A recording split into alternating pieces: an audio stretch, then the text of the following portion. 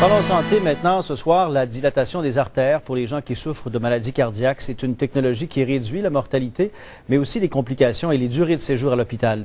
Il y a eu l'an dernier 6 700 cas ici à l'hôpital Laval. C'est un volume plus important qu'à l'Institut de cardiologie de Montréal. À 51 ans seulement, Claude Savoie s'est inquiété pour son cœur plus souvent qu'à son tour. Il y a un peu plus d'un an, il subit un pontage coronarien qui consiste à greffer des artères et des veines pour contourner les artères obstruées du patient. C'est celle-là qui m'a sauvé la vie. Il croyait bien que ces problèmes étaient derrière lui, mais ce n'est pas encore le cas. Des édèmes pulmonaires, alors c'est de l'eau sur les poumons, des détresses respiratoires qui l'amènent à la salle d'urgence de façon répétée. Votre patient n'était pas arrivé. D'accord. M. Savoie est victime d'une rare complication de son pontage.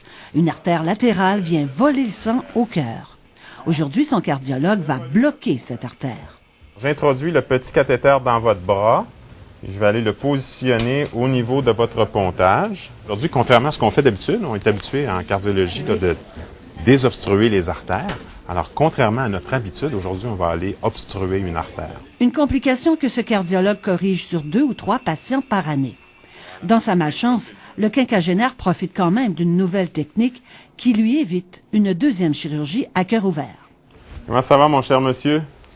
Le cardiologue parle constamment à son patient qui est conscient pendant l'intervention. Le pontage mammaire descend ici vers le cœur et le sang est volé par cette énorme branche-là qui part vers le haut ici. C'est cette branche-là ici qu'on veut supprimer. Le médecin va maintenant pousser un petit ressort en titane dans le cathéter qui est entré dans le cœur de M. Savoie par l'artère de son poignet. C'est ce ressort qui va favoriser la formation d'un caillot et l'obstruction de l'artère. On regarde bien arriver le col. Vous l'avez vu arriver. On a réglé votre problème. Wow. Ça n'a pas été trop difficile. Je suis content parce que depuis ma première opération que j'ai eue, là, pas d'une affaire, j'avais hâte que ça finisse. Dans les cas d'artères obstruées, on utilise plutôt le tuteur pour rétablir la circulation du sang. C'est ce qu'on appelle une angioplastie. À l'hôpital Laval, les cardiologues procéderont cette année à 3500 angioplasties chez des patients qui ont eu un infarctus du myocarde, dans la majorité des cas, dans les 12 à 24 heures après la crise.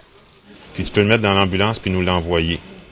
L'obstruction de l'artère a duré moins d'une demi-heure et c'est un patient très soulagé qui quitte la salle. Dans quelques heures, M. Savoie va pouvoir retourner à la maison. Il y a 25 ans, le déblocage des artères tournait mal pour un patient sur 100 qui mourrait sur cette table.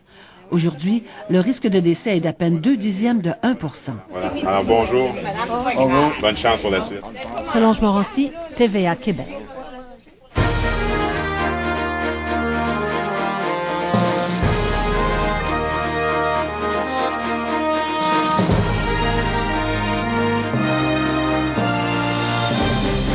Première fin de semaine du tournoi Pee-Wee, Carl.